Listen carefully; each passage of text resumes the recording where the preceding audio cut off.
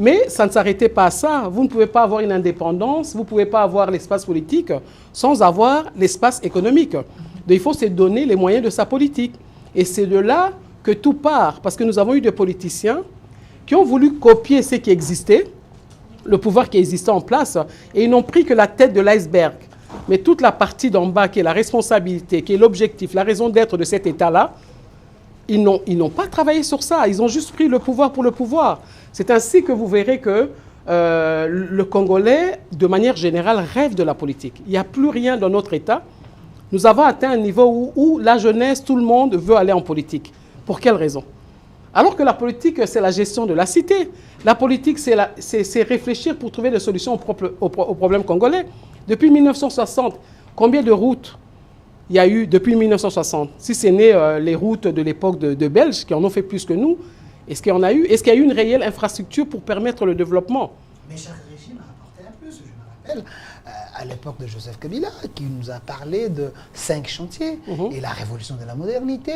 Donc, chaque président a amené son apport. Définitivement, chaque régime a eu à emmener son apport. OK? Même on peut retourner. Moi, je parle toujours de Kasavubu, mon préféré, qui a eu l'intégrité, une bonne gestion de la cité. Mais Mobutu est venu avec la cohésion nationale. Kabila, père, ne pas trahir le Congo. Kabila, Joseph, les 5 chantiers, comme vous le dites.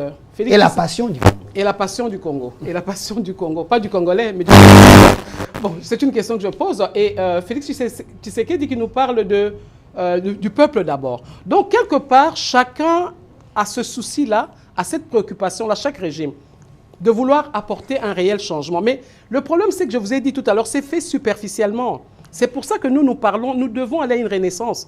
Nous devons aller à quelque chose de nouveau. Vous me poserez la question, mais tout à l'heure, vous avez dit qu'il y a eu de renaissance. 67, là, dernièrement encore en 2006, et les périodes transitoires que nous avons connues. Oui, c'était des formes de renaissance, si vous voulez, mais il n'y a pas eu un travail de profondeur.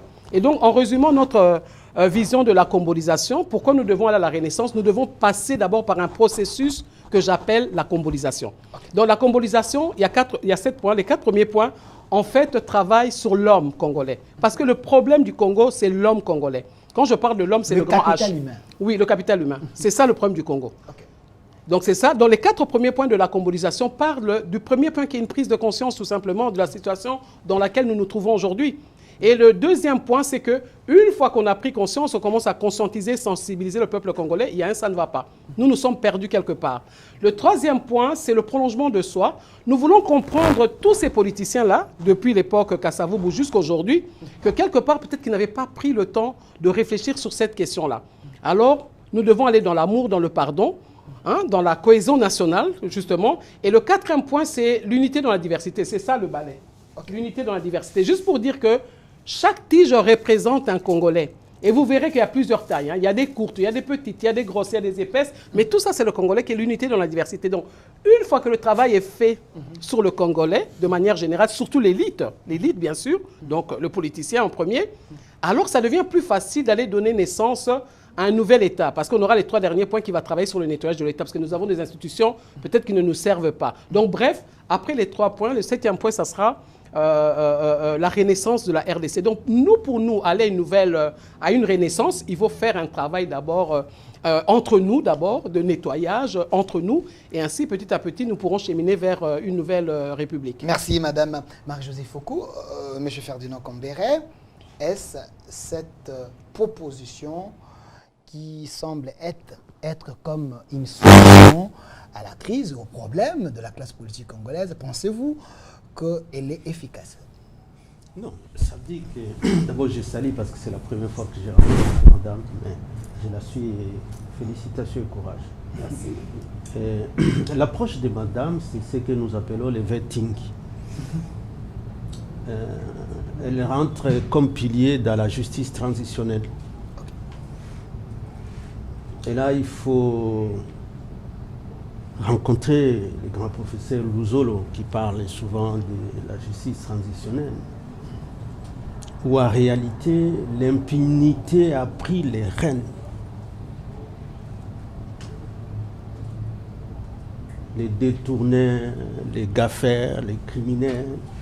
Je crois que c'est le président Emmanuel qui a encore fait une reproche où nous continuons à utiliser ceux-là qui commettent des infractions ou qui ont commis des crimes. Et les gens continuent à utiliser ça comme des valeurs.